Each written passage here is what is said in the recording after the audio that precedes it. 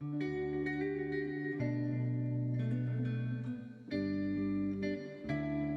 happy to join with you today in what will go down in history as the greatest demonstration for freedom in the history of our nation. 50 years ago, a great American, in whose symbolic shadow we stand today, signed the Emancipation Proclamation.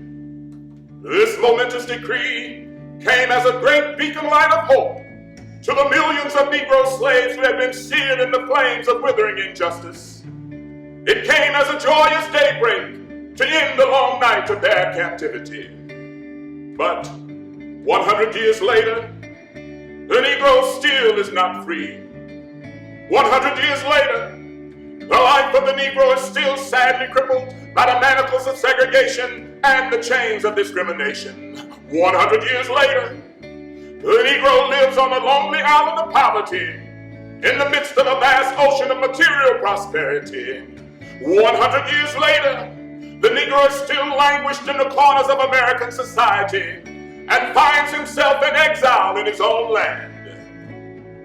And so we have come here today to dramatize a shameful condition. In a sense, we have come to our nation's capital to cash a check. When the architects of our republic wrote the magnificent words of the Constitution and the Declaration of Independence, they were signing a promissory note to which every American was to fall heir. This note was the promise that all men, yes, black men as well as white men, would be guaranteed the unalienable rights of life, liberty, and the pursuit of happiness. It is obvious today that America has defaulted on this promissory note insofar as her citizens of color are concerned. Instead of honoring this sacred obligation, America has given the Negro people a bad check, a check which has come back marked insufficient funds. We refuse to believe that the Bank of Justice is bankrupt. We refuse to believe that there are insufficient funds in the great vaults of opportunity of this nation. And so we have come to cash this check, a check that will give us upon demand the riches of freedom and the security of justice. We have also come to this hallowed spot to remind America of the fierce urgency of now. This is no time to engage in the luxury of cooling off or to take the tranquilizing drug of gradualism. Now is the time to make real the promises of democracy. Now is the time to rise from the dark and desolate valley of segregation to the sunlit path of racial justice. Now is the time to lift our nation from the quicksands of racial injustice to the solid rock of brotherhood. Now is the time to make justice a reality for all of God's children. It would be fatal for the nation to overlook the urgency of the moment. This sweltering summer of the Negro's legitimate discontent will not pass until there's an invigorating autumn of freedom and equality. 1963 is not an end, but a beginning. And those who hoped that the Negro needed to blow off steam and will now be content will be in for a rude awakening if the nation returns to business as usual. There can be neither rest nor tranquility in America until the Negro is granted his citizenship rights. The whirlwinds of revolt will continue to shake the foundations of our nation until the bright day of justice emerges. But there is something that I must say to my people who stand on the warm threshold which leads into the palace of justice. In the process of gaining our rightful place, we must not be guilty of wrongful deeds. Let us not seek to satisfy our thirst for freedom by drinking from the cup of bitterness and hatred. We must forever conduct our struggle on the high plane of dignity and discipline. We must not allow our creative protest to degenerate into physical violence. Again and again, we must rise to the majestic heights of meeting physical force with soul force. And the marvelous militancy which has engulfed the Negro community must not lead us to a distrust of all white people. For many of our white brothers, as evidenced by their presence here today, have come to realize that their destiny is tied up with our destiny, and that their freedom is inextricably bound to our freedom. We cannot walk alone. And as we talk, we must make the pledge that we shall always march ahead. We cannot turn back. There are those who ask in the devotees of civil rights, when will you be satisfied? We can never be satisfied as long as the Negro is the victim of the unspeakable horrors of police brutality.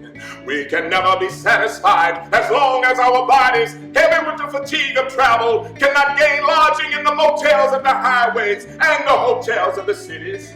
We cannot be satisfied as long as the Negro's basic mobility is from a smaller ghetto to a larger one.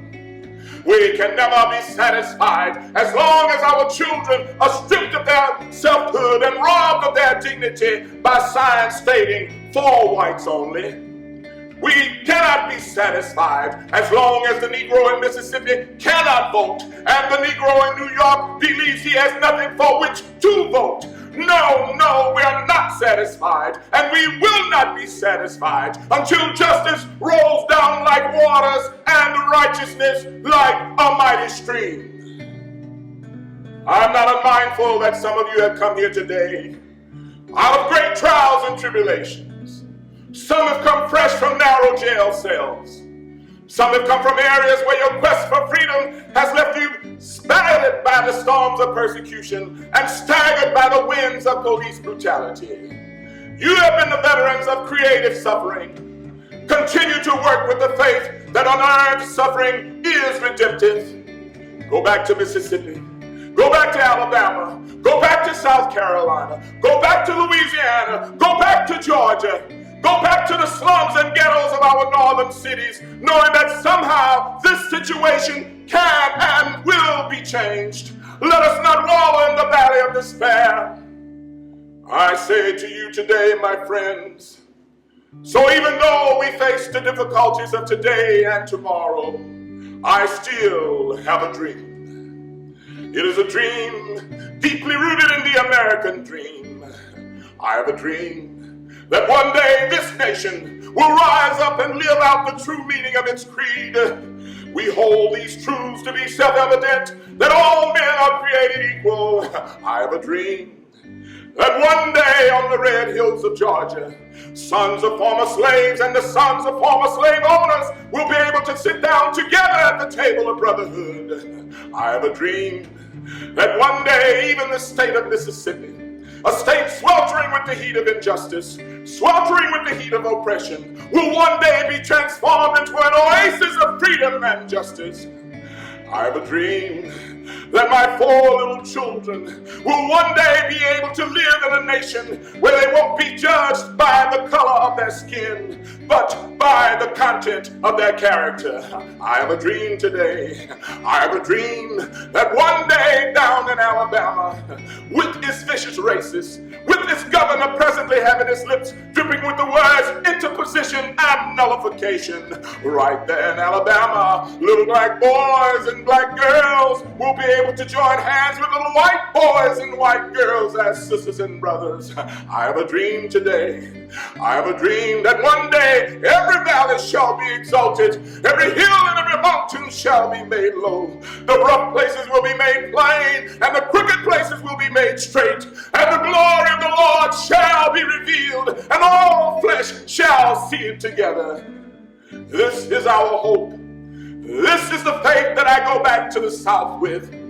And with this faith, we will be able to hew out of the mountain of despair a stone of hope. And with this faith, we will be able to transform the jangling discords of our nation into a beautiful symphony of brotherhood. And with this faith, we will be able to work together, to pray together, to go to jail together, to stand up for freedom together, knowing that we will be free one day. And this will be the day. This will be the day when all of God's children will be able to sing with new meaning, my country 'tis of thee, Sweet land of liberty, of thee I sing. Land where my fathers died, land of the pilgrim's pride. From every mountainside, let freedom ring. And if America is to be a great nation, this must become true. So let freedom reign from the prodigious hilltops of New Hampshire. Let freedom reign from the mighty mountains of New York. Let freedom reign from the heightening Alleghanies of Pennsylvania. Let freedom reign from the snow-capped Rockies of Colorado. Let freedom reign from the curvaceous slopes of California. But not only that, let freedom reign from Stone Mountain of Georgia. Let freedom reign from Lookout Mountain of Tennessee. Let freedom reign from every hill and every molehill of Mississippi. From every mountainside, let freedom ring. And when we let freedom ring, when we allow freedom to ring, when we let it ring from every village and every hamlet, from every state and every city, we will be able to speed up that day when all of God's children, black men and white men, Jews and Gentiles, Protestants and Catholics, will be able to join hands and sing in the words of the old Negro spiritual. Free at last, free at last, Lord God Almighty, we're free at last.